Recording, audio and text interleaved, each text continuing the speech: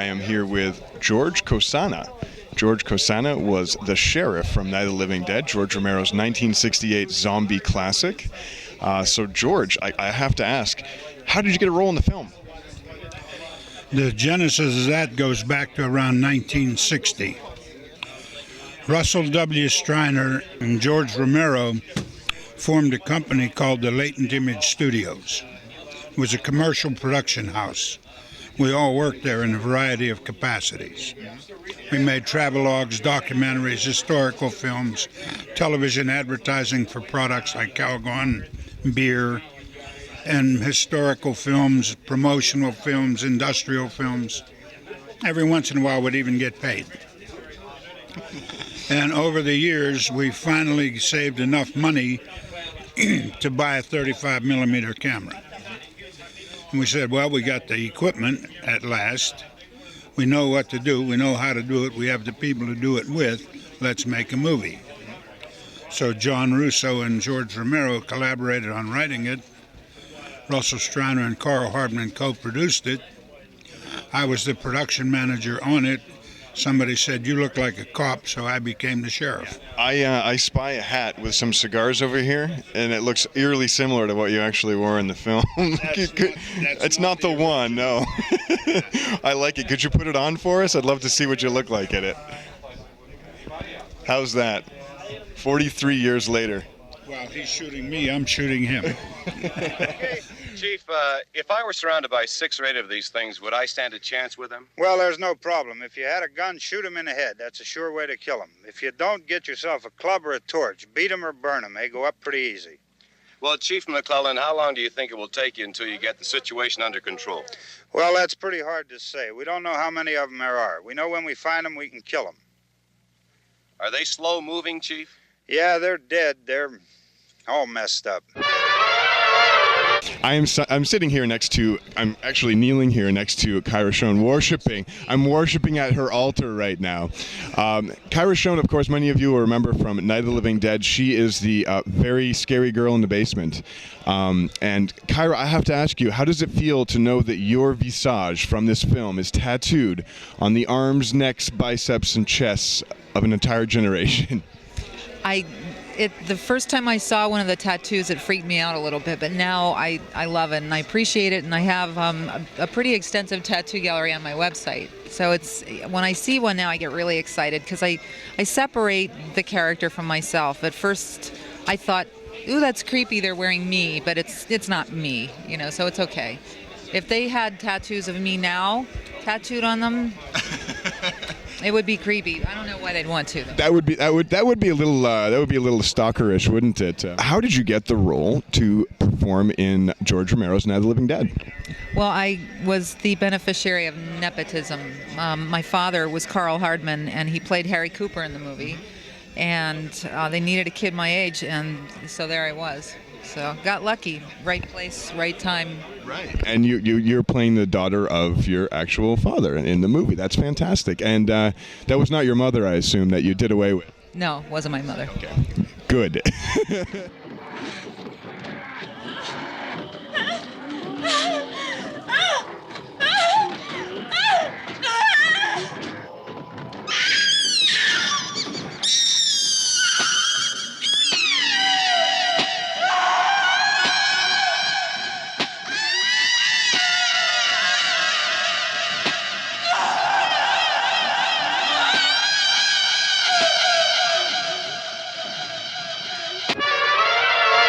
Hi, Terror Fiends. I'm standing here next to the cemetery zombie from George Romero and John Russo's classic Night of the Living Dead from 1968.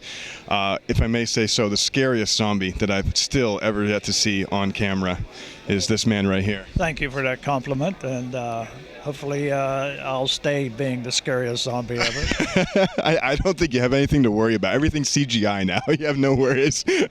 I'm the last real zombie left. Yeah. Well, that's a good thing. That's absolutely a good thing. Now, you had a brush in your career. You were a cinematographer for a period, and you worked with George Romero on The Crazies. Is that correct? Yes, I was a cinematographer before I met George and after I met George, and I've directed and shot a lot of stuff. Some things I'm pretty darn proud of. The Smithsonian, I worked with Orson Welles.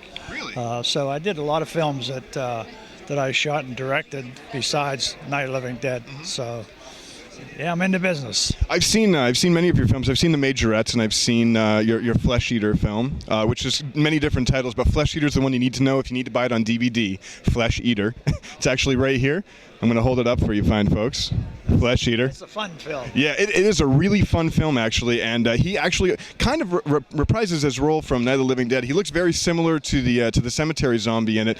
Zombies don't change. They don't change too much. Absolutely. You look fantastic, and you worked with George. He directed a film, O.J. Simpson, Juice on the Loose. Did you have any? What was your impression of O.J. at the time that you made the film? Wonderful guy. Yeah. I spent 4 weeks with him in Buffalo, San Francisco, and L.A. George was busy with a lot of other stuff, so that film was a lot of my responsibility, shooting and directing. And boy, I had a lot of interviews and made a lot of comments about O.J. after he killed his wife. But I was convinced that he did it. You know, what are you going to do? Also, I kept the rights to that film, so I still own it. And after the whole thing happened, made a lot of money selling all the rights to it. You know. Now, I have to ask, how did you enlist yourself? Now, I understand it was Night of the Living Dead was everybody was doing everything on the film. Everybody was multitasking the whole time. How did you assign yourself or get assigned the role of the major ghoul in the film? Never assigned myself, never even went looking for it. As you know, probably, I was George's partner along with Russ Streiner, and we were doing other things besides, we were doing documentaries, TV commercials with the late Image. We got started in 1962. Night of the Living Dead wasn't made until 67. But I got a call and said, you know, want to put some money into, we're going to make a horror movie. I said, yeah, okay. Put money into it and started working on the crew. And I was tall and skinny and had an old suit. And I started playing a zombie. And eventually, most of the film was shot. And what most people don't know is that opening scene was the last scene that was shot. No kidding. George called and said, do you want to play the graveyard zombie? You really look good as a zombie. Because you had done the around the house zombie stuff too, so of course into continuity, when you watch the film, you assume this is him making his second appearance, the major zombie. But one of my smart moves was when I was playing a zombie with the other zombies. Is you notice I don't get out in the front too much, because you get killed. Good move. So the other good thing was when George calls us, we can't find you being killed, so you're still alive. That's fantastic. So of course, Flesh Eater makes absolute sense. It could be you again. So